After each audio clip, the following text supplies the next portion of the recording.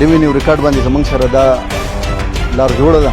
دوی په دې لاره کې څه رکاوټونه ایښودي هغه ته موږ لر کړو.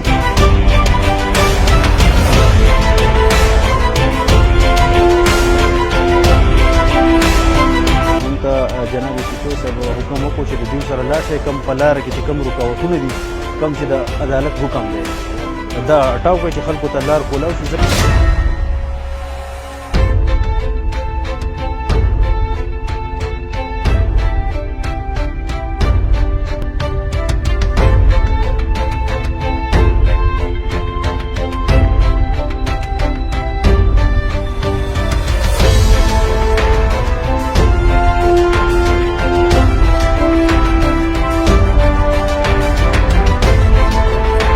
محمد اسرار سیبوجنی سرکل 2 او زه د ایسی په حکم باندې دلته رالم.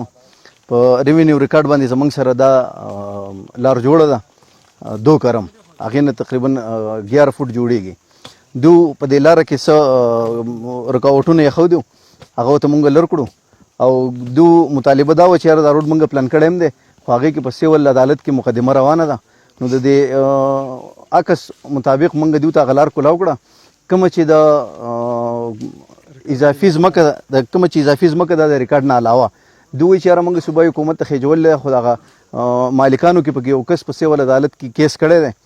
نو هغه وایي چې یاره کله د هغې فیصله راله نو نوره لار به بیا هم کولاو شي. ریکارډ شته هغه هم 11 فوټ ده خو دوی کولاو کړې ده. نو هغه کومه چې کولاو شوې ده هغه دوی جوړه کړې هم ده، رواجي کولاو شوې ده، هغه دوی پلانه کړې هم ده.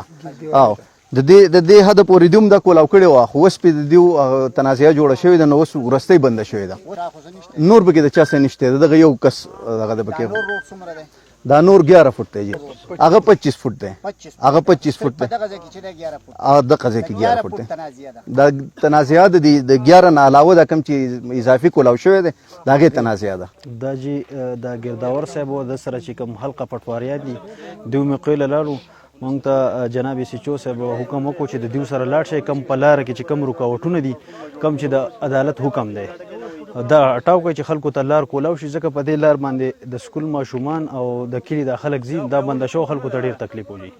موږ دلته جي د پوره نفرۍ سره رالو او حلقه پټواریان هم ولاړې، ګرداور صاحب هم دی، د دوی په نګرانۍ کې چې دی موږ دا لار کولاو کړه او خلکو د همدوره په لار کولاو شي. او د پټواریانو صاحبانو ګرداور صاحب زموږ سینیر ګرداور هم ولاړ دی او اسرار خان هم ولاړ دی، د حلقې پټواریان د ارکوټ او د رونیال شانواز د ټولو شکریه ادا کوم چې هغه دا یو مسله وه زموږ د دې ډېر زیات وخت واغستو.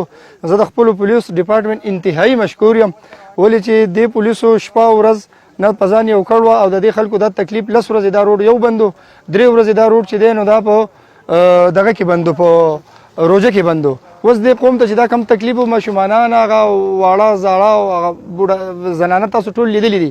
اوس موږ د دوی بیا یو وار د زړه د یخه شکریه ادا کوو، ستاسو هم شکریه ادا کوو ولې چې تاسو دې له پخپله 2-3 ور راغلي یئ.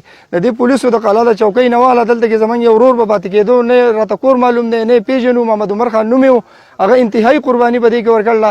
زموږ د ایس ایچ او مټي صاحب، د ډي اس پي صاحب، د ایس ایس پي صاحب، د ایس پي صاحب، د ډي پي او صاحب، د ډي آی جي صاحب، د ډي سي صاحب، د ټولو موږ انتهایي مشکور یو. په دې باندې جی کلي خو دارکوټ نه مضافاتو نه راواله، دارکوټ مضافاتو پس شیرازي نه بیا خیرآباد، بیا رونیال، بیا غوزانو چم، بیا نیلګرام، بیا سربانډه، بیا اخوته د کنډو ته غوښتل دغه د بیا کن روډ ټچ کوي. داسې چې لاړ شئ نو دا سربانډی او رونیال ته بیا کوشش دی شور روډ ټچ کوي. په دې باندې د 10 نه واله د 15-20 هزار پورې آبادي ده په دې روډ باندې.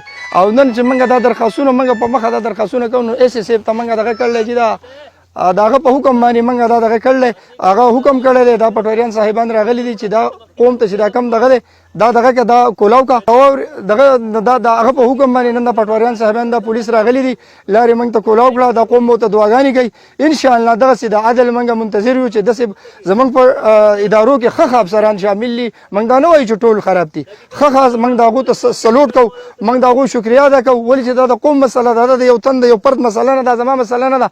که په دې کې څوک دله هوا ورکوي دته خو نه ښایي هغه د دشمنان دي، زموږ د دشمن نه دی، زموږ ورور دی، زموږ عزیز دی، زموږ خپل دی، زموږ مشر دی. موږ د ده سره څه اختلاف نشته، خو چونکې دا څوک چې ورته دا خو نه ښایي نه دا د دشمنان دي.